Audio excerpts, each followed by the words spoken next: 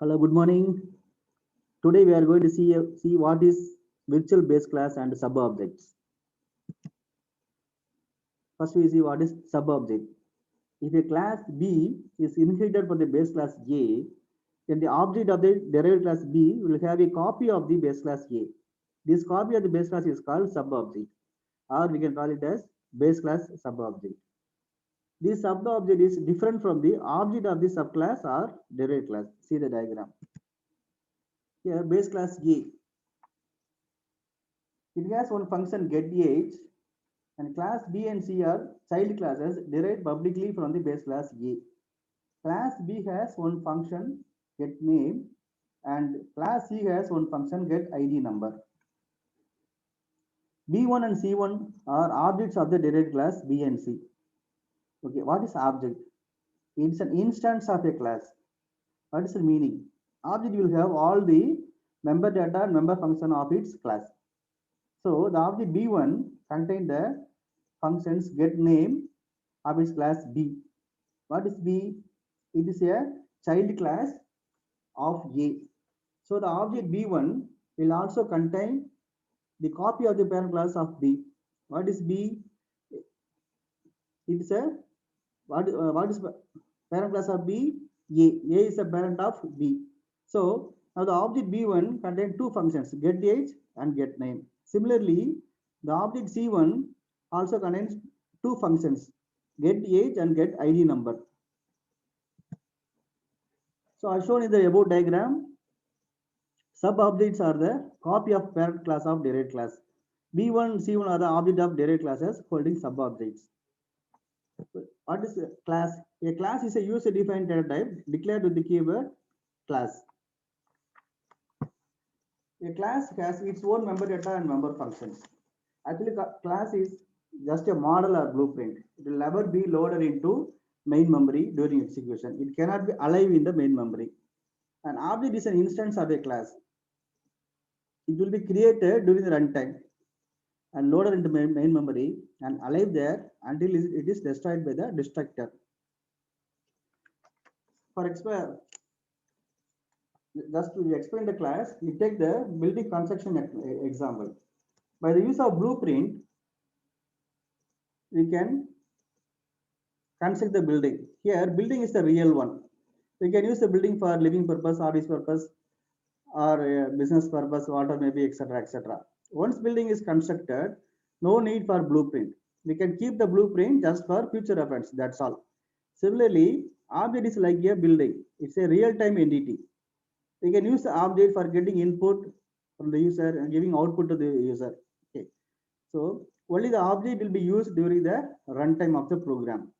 We will not use class. It is just a model or blueprint. Okay. Disadvantage of subclasses which are not virtually derived.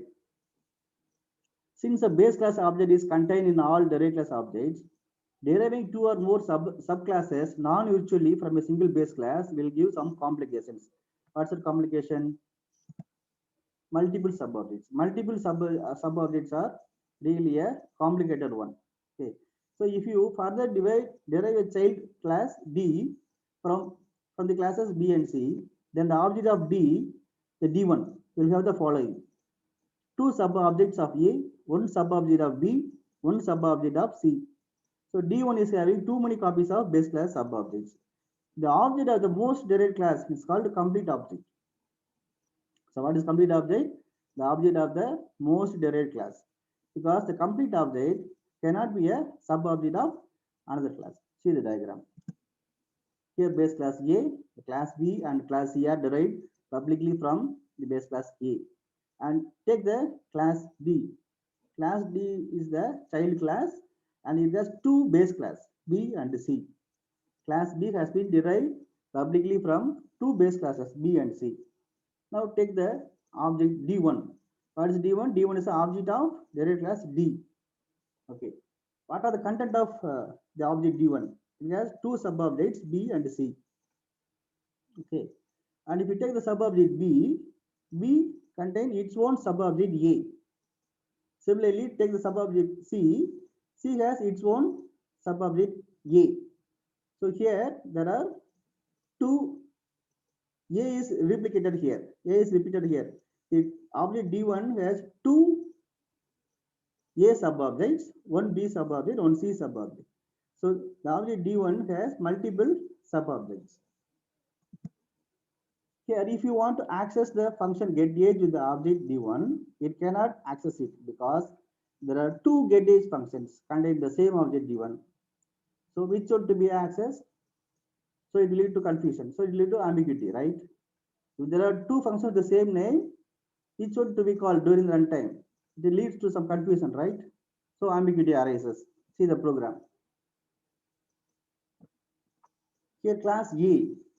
Class A is a parent class or base class. And this class A has one private data age. And it has two functions, getAge and displayAge, two functions. Class B. Class B is the child class or derived class. And it has been publicly derived from the class A. It has one data, private data, name, and it has two functions, get name and display name. Take the class C. Class C has been publicly derived from the class A. It also has one private data, ID number, and it has two functions, get ID number, display ID number. Take the class D. Class D has been publicly derived from two base classes, B and C. Okay. And class D also has one data, zonal code number, and it has two functions, get code and display code. Now come to the main part of the program. This A1, B1, C1, D1 are objects of the classes A, B, C, D. A is a base class, B and C are child class of A, and D is the child class of B and C. Take the statement A1 dot getAge. GetAge is the function of the parent class A. What is A1? A1 is the object of A. So A1 dot getAge, it will work. Okay, it will work. A1 because A1 object of A, getAge is the function of A. So no problem, it will work fine. Take this statement B1 dot getAge. Here getAge is the function of parent class A, B1 is the object. It will work because only one getAge function in the object, so it will work, no problem. C1 dot getAge, this statement also work, no error, because only one getAge function in the sub-object in C1. Take the statement D1 dot getAge. Here D1 is the object of the class D, but getAge is the function of the parent class A. Here what will happen? The D1 object has two sub-objects A. It has two subjects under the same name. So this object has two functions with the same name getAge. So confusion arises, ambiguous. It will give some error. So what is the solution? Derive the child classes virtually from the base class. If the children class are derived virtually from the base class, then these virtual classes will share the sub-object of the base class instead of having a copy of it. Okay. So instead of having a copy of the parent class inside the object, it is just a share. Okay. So we can avoid ambiguity and also save a lot of memory. Okay. So the object of the most derived class D1 will be able to directly access the member functions in the copy of all base classes. See the program. Here the class B virtually derived from class A, and class C also virtually derived from class A. Class D have been publicly derived from B and C. Here there is no need to publicly derive the classes B and C because B and C are already virtual classes. So just derive the class D publicly from B and C. Okay. It's the main program. Here D1 dot getAge. D1 is the object of the derived class child class D. GetAge is the function of base class, but it will work because all the derived classes are sharing the sub objects. The derived classes won't contain the copy of sub objects in its objects. Okay, just sharing. So the program will work. No ambiguity. D1 dot get code, it will work. D1 display, no problem. D1 dot getAge, according to the top base class A function, no error. So we can use a single object D1 to access all the functions in the base classes. Okay. So as shown in the program, the data class B and C are virtually and publicly derived from the base class A and sharing the sub-object. B and C are virtual base class for the data class D. The object D1 of the data class D will access the member functions of all the base classes. See the diagram. Base class A, the class B and C are virtually derived from the base class A, and class B and C are sharing the sub-object. Class D.